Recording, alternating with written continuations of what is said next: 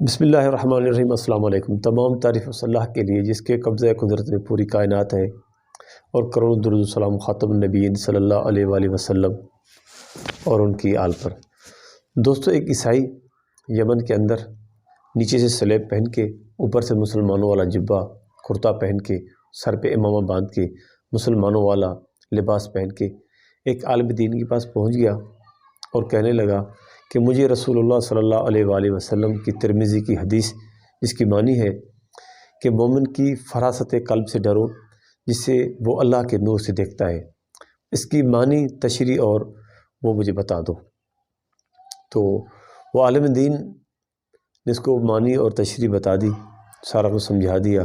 وہ شخص پہلے سمجھا تھا کہ یہ مجھے پہچان لے گا، کیونکہ رسول اللہ صلی اللہ علیہ وسلم کی حدیث ہے کہ مومن کی فراست قلب سے ڈرو کیونکہ وہ اللہ کے نور سے دیکھتا ہے۔ اس نے سوچا کہ یہ مجھے پہچان لے گا کہ میں ایک عیسائی ہوں، لہذا اس نے مجھے نہیں پہچانا۔ وہ کسی اور عالم دین کے پاس پہنچ گیا، اس نے بھی وہی جواب دیا، اس کی تشریح اور معنی سب کچھ کو سمجھایا۔ یہ کرتے کرتے 7 علماء کے پاس گیا، سب نے یہی اس کو سمجھایا۔ یہ کرتے کرتے آخر وہ بغداد پہنچ گیا۔ وہاں پر پہنچا حضرت جنید بغدادی رحمۃ اللہ علیہ کے پاس۔ تو حضرت جنید بغدادی رحمۃ اللہ علیہ کو بھی یہی سوال کیا، اسے یہی پوچھا کہ رسول اللہ صلی اللہ علیہ وآلہ وسلم کی جو حدیث ہے جس میں آپ صلی اللہ علیہ وسلم فرما رہے ہیں کہ مومن کی فراست قلب سے ڈرو جس سے وہ اللہ کے نور سے دیکھتا ہے، جیسے اس نے کہا تو حضرت جنید بغدادی رحمۃ اللہ علیہ مسکرائے اور کہنے لگے کہ جبہ اتار اور نیچے جو تو نے سلیب پہنی ہوئی ہے اس کو توڑ اور محمد رسول اللہ صلی اللہ علیہ وسلم کا کلمہ پڑھ اور ان کا غلام بن جا۔ اس شخص نے یقیناً ایسا ہی کیا۔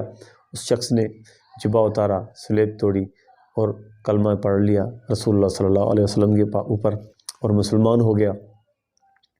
پھر اس شخص نے جنید بغدادی رحمۃ اللہ علیہ سے سوال کیا کہ میں آپ سے پہلے 7 علماء کے پاس گیا ہوں، انہوں نے مجھے نہیں پہچانا، کیا ان کے پاس علم نہیں تھا؟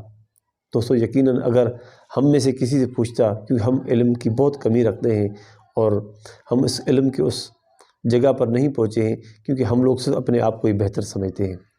پھر جب اس نے یہ سوال پوچھا حضرت جنید بغدادی رحمۃ اللہ علیہ سے تو انہوں نے اتنا ہی بہترین انداز میں ایک جواب دیا۔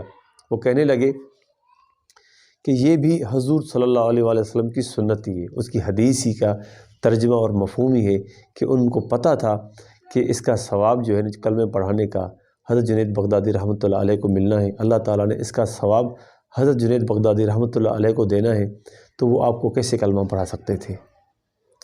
دوستو، اس بات سے ہمیں یہ سبق ملتا ہے کہ جس شخص کے پاس خود عزت ہو وہ دوسروں کو عزت دیتا ہے۔ یقیناً حضرت جنید بغدادی رحمۃ اللہ علیہ بہت اللہ کے پیارے بندے، نیک بزرگ گزرے ہیں اور رسول اللہ صلی اللہ علیہ وسلم کے غلام، ان کے خادم گزرے ہیں، اور وہ ایسی غلط بات کیسے کر سکتے تھے؟ اپنے آپ کو دوسروں پر کیسے فوقیت دے سکتے تھے؟ ہمیں بھی یہ سوچنا چاہیے، اگر زندگی کے معاملات میں کہیں پر ایسا وقت آ جاتا ہے، ہمیں دوسروں کو نیچا نہیں دکھانا چاہیے، دوسروں کی عزت کرنی چاہیے، کیونکہ ہمارے پاس اگر عزت ہوگی تو ہم دوسروں کو عزت دیں گے۔ کیونکہ بزرگ کہتے ہیں نا کہ جب دکان کھلتی ہے تب پتہ چلتا ہے کہ اس کے اندر کیا سامان سودا سلف پڑا ہوا ہے۔ اسی طرح جب انسان کی زبان کھلتی ہے تبھی معلوم ہوتا ہے کہ انسان کے اندر کیا پڑا ہوا ہے، کیا یہ سونے کی دکان ہے یا کوئلے یا گند کچرے کی دکان ہے، زبان ہے۔ دوستو، ویڈیو اچھی لگے تو اپنے دوستوں کے ساتھ شیئر کرنا ہے، ویڈیو کو لائک اور چینل کو لازمی سبسکرائب کرنا ہے تاکہ ہمارے آنے والے بہت سے اچھے واقعات کی ویڈیوز آپ تک پہنچتی رہیں۔ اجازت دیجیے گا، اپنا اور اپنوں کا خیال رکھیے گا۔ انشاءاللہ اگلی ویڈیو ملیں گے۔ اللہ حافظ۔